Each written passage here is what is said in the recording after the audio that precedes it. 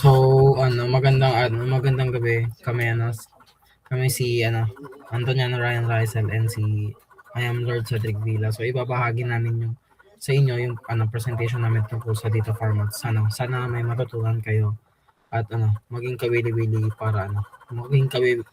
ito para sa inyong lahat. So, next slide na tayo.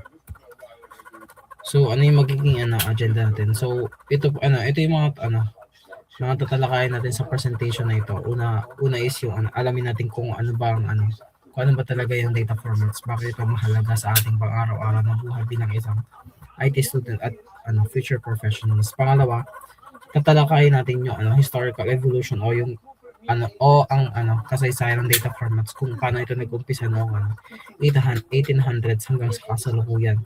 So pangatlo naman is titignan natin yung current technologies, yung mga format na ginagamit natin ngayon at kung paano natin sila kinakategorize. Tapos pagkatapos tatalakayan natin yung mga real world applications. Susunod is yung key challenges, yung mga problema na kinakaharap na hanggang ngayon sa pagdating sa data format. Tapos yung huli naman is yung future trends, ano kaya yung susunod na mangyari, paano mababago yung data formats sa darating na mga panahon. So next slide.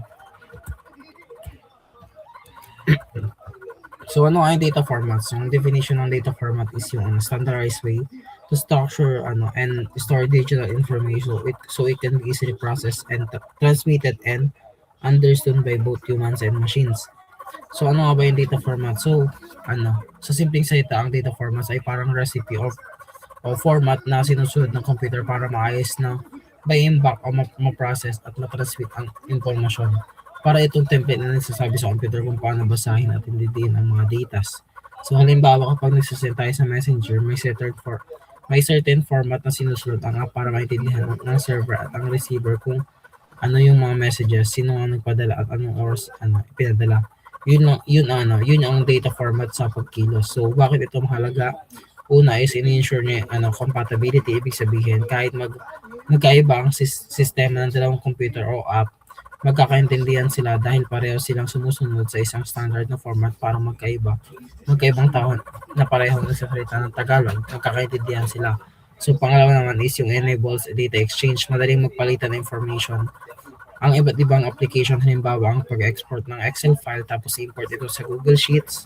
Mas pangatlo naman is yung ini-improve niya yung efficiency. Mas mabilis ang mag-process at counting storage space ang kailangan kapag maayos ang pagka-format ng data. So tipid ito sa oras and tipid na rin sa space. So next slide tayo. So dito naman tayo sa history 1, which is yung mechanical era.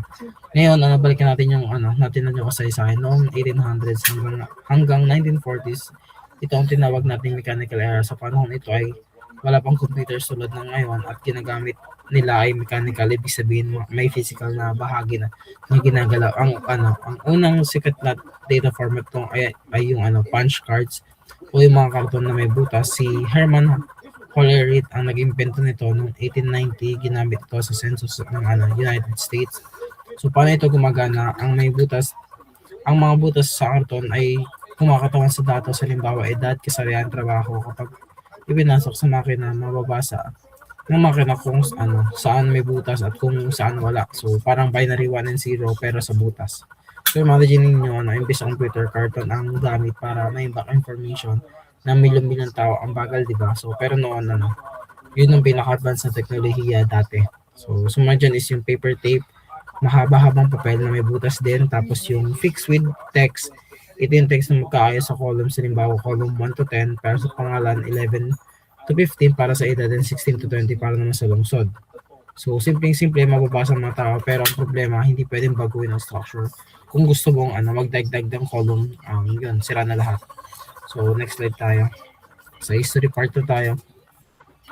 Sa history part 2 is yung pagkatapos ng mechanical, pumasok tayo sa magnetic era mula 1950s hanggang 1970s. Ito lumilitaw ang magnetic tape. Ito yung parang cassette tape pero mas malaki at ginagamit sa mainframe computer. Maganda ito at reusable para pwedeng burahin at ulit-ulitin sa paggamit. Pero ang downside is yung sequential access. Ibig sabihin mas para mas mabasa mo yung data sa dulo, kailangan mo i-rewind or fast forward. So, tayo is yung early binary formats. Bakit ito ginawa? Kasi ang text-based formats, malalaki ang files at mabagal ay process ng computer. Ang binary mas compact at mas mabilis dahil direct na itong binabasa ng machine. So, next is yung next is yung proprietary formats, ibig sabihin exclusive sa kanila, parang may sariling gawa ang IBM na hindi naiintindihan ng DEC. So, history part 3 tayo. Sa history part 3 naman is yung standardization. Dahil sa gulo ng proprietary formats, nagkaroon ng standardization noong 1980s hanggang 1990s. Ibig sabihin, nagkasundo-sundo ang mga industriya na gumamit ng pare-parehong format para magkaintindihan silang lahat. So, una dito is yung AXI and EBC. EBC, DIC, ito yung character encoding standards. Ang AXI is naging standard sa karamihan. Binibigyan ito ng numero ng bawat letra, numero at sumbilo. Halimbawa, yung A is 65, yung B naman is 66.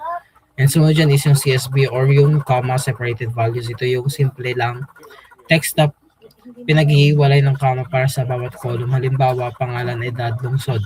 Dahil simple, ginagamit ito hanggang ngayon sa Excel, Google Sheet at Data Exchange.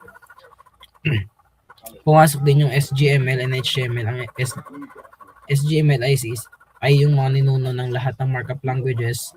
Ang HTML is para sa World Wide Web. Ito ay magbibigay buhay sa mga website natin. So, yung huli is yung XML. Ang ganda na XML is yung self-describing siya. Ibig sabihin, kahit tignan mo lang ang file, malalaman mo na yung kung ano yung laman niya. So, part 4 tayo. So, sa history part 4 naman is yung modern era web, 2000 to present. Ngayon pumasok na tayo sa modern web era. Mula 2000 hanggang kasalukuyan dito na sumikat. Yung format na familiar sa atin, which is yung JSON o JavaScript object notation.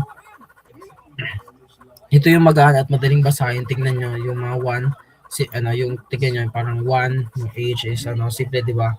Dahil magaan, daging ideal ito para sa mga web APIs. Ito yung ginagamit ng mga website at mobile apps para mag-communicate sa servers.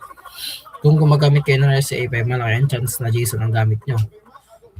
Sumunod naman is yung YAML, human-friendly para sa JSON. Wala masyadong bracket o braces, spaces lang ang gamit para i-structure ang data.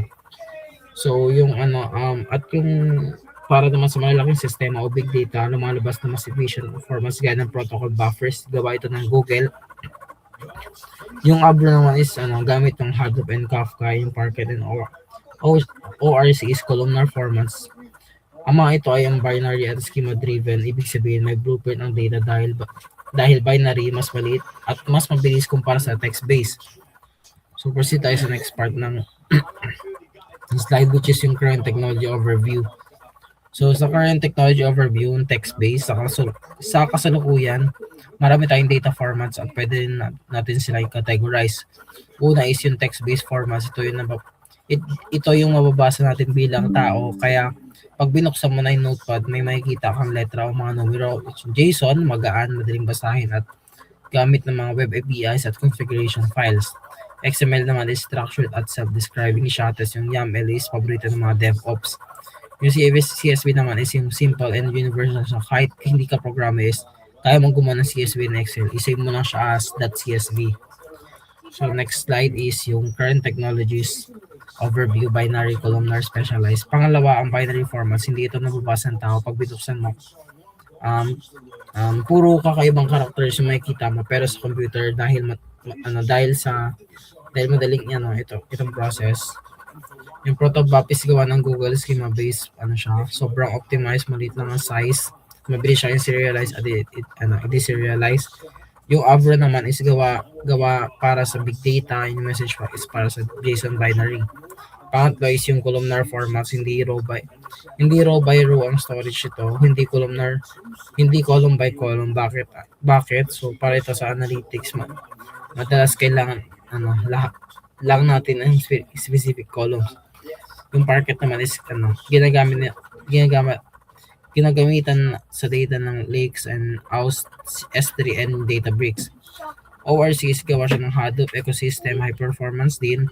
So panghuli is yung specialized format